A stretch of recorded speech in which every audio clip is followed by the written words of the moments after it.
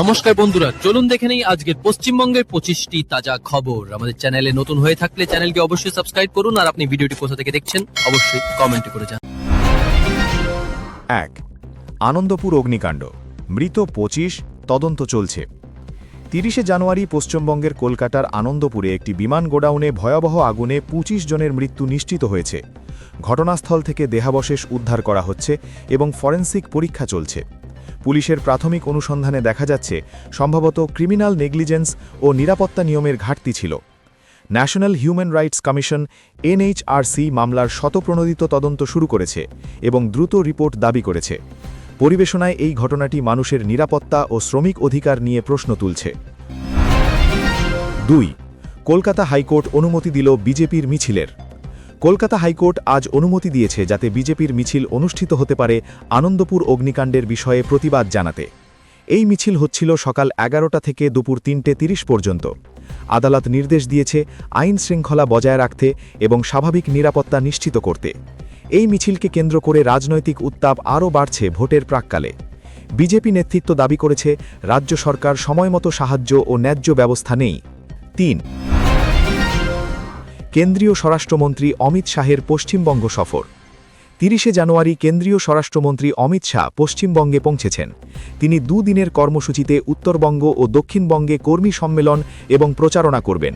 এর আগে তিনি সাম্প্রদায়িক সহিংসতা ও উন্নয়ন ইস্যুতে বক্তৃতা দিয়েছেন এবং দলীয় সংগঠনের প্রস্তুতি তীক্ষ্ণ করছেন।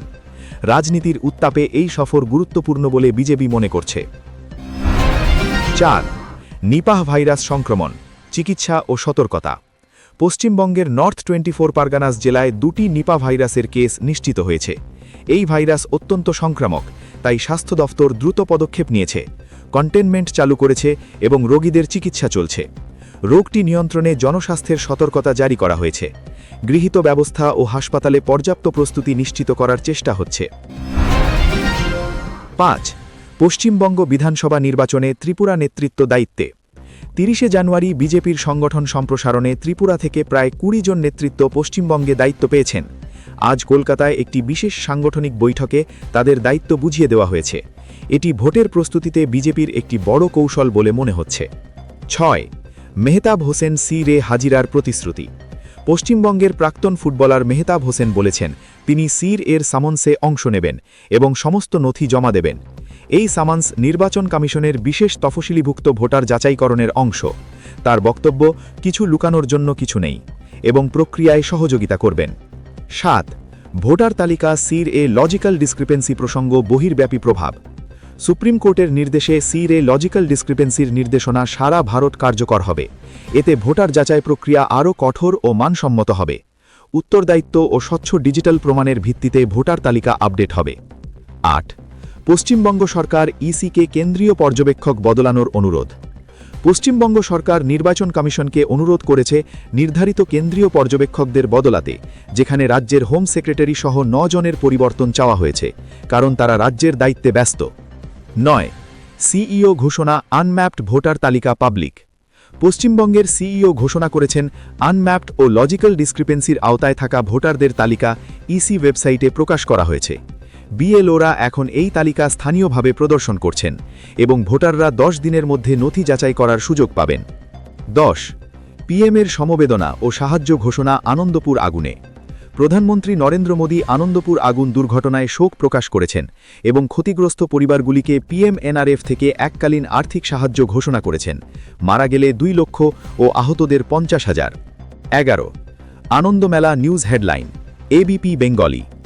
আজ সংবাদ শিরোনামে আনন্দপুর আগুন, কলকাতা হাইকোর্টের মিছিলের অনুমতি, সি-র সহ নির্বাচন ইস্যু, অমিত শাহের সফর সবই আলোচ্য। রাজনীতির উত্তাপ এবং বিভিন্ন ইভেন্ট সারাদিন ধরে আলোচিত হয়েছে। 12. পশ্চিমবঙ্গে আবহাওয়ার আপডেট, শীতের তীব্রতা কমছে। আজ পশ্চিমবঙ্গে জানুয়ারির শেষ দিকে শীতের তীব্রতা কমে গেছে।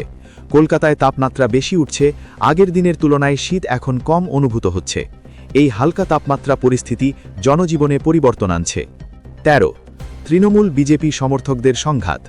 25শে জানুয়ারি দক্ষিণ 24 পরগনায় তৃণমূল ও বিজেপি সমর্থকদের মধ্যে সংঘাতে উত্তেজনা বেড়েছে। একে কেন্দ্র করে রাজনৈতিক বাকসাম, অভিযোগ ও প্রতিক্রিয়া তৈরি হচ্ছে। 14. দক্ষিণ 24 পরগনায় গণপিটুনির অভিযোগ। দক্ষিণ 24 পরগনায় 3 মুসলিম মাংস ব্যবসায়ীকে হিন্দুত্ববাদী জনতার হামলার অভিযোগ উঠেছে। ঘটনাটির সম্পর্কে প্রশাসনিক তদন্ত চলছে এবং স্থানীয় স্তরে উদ্বেগ সৃষ্টি করেছে।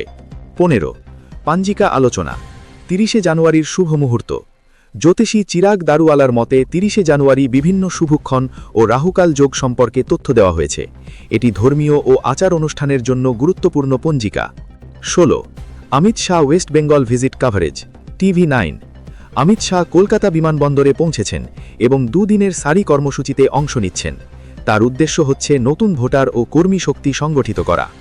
17 হেট ক্রাইম বা জন আন্দোলন উপসংহার। রাজনৈতিক গোষ্ঠীগুলোর মিথ বিন্যাস নিয়ে মতামত ও আলোচনা চলছে, যা ভোটের আগে জনমতকে প্রভাবিত করতে পারে। এই প্রেক্ষাপট ভিডিওতে পার্সপেক্টিভ হিসেবে ব্যবহার করতে পারেন। 18 ইলেকশন কমিশন সির হিয়ারিং ডিরেকশন। ইসি পশ্চিমবঙ্গে সির এর হার্ডিং দ্রুত সম্পন্ন করার নির্দেশ দিয়েছে, যাতে ভোটার যাচাইকরণ দ্রুত ও স্বচ্ছ হয় এবং ভোটের প্রস্তুতিতে কোনো বিলম্ব না হয়। 19 supreme court order on voter discrepancy. Supreme কোর্টের নির্দেশে ভোটার লজিক্যাল ডিসক্রিপেন্সি বিষয়টি সারা ভারত কার্যকর হচ্ছে, যাতে ভোটারদের নথি যাচাইকরণ একরকম মানদণ্ডে সম্পন্ন হয়। 20 বাংলার রাজ্যপাল অন্যায় নিরাপত্তা ব্যবস্থা নিয়ে প্রশ্ন।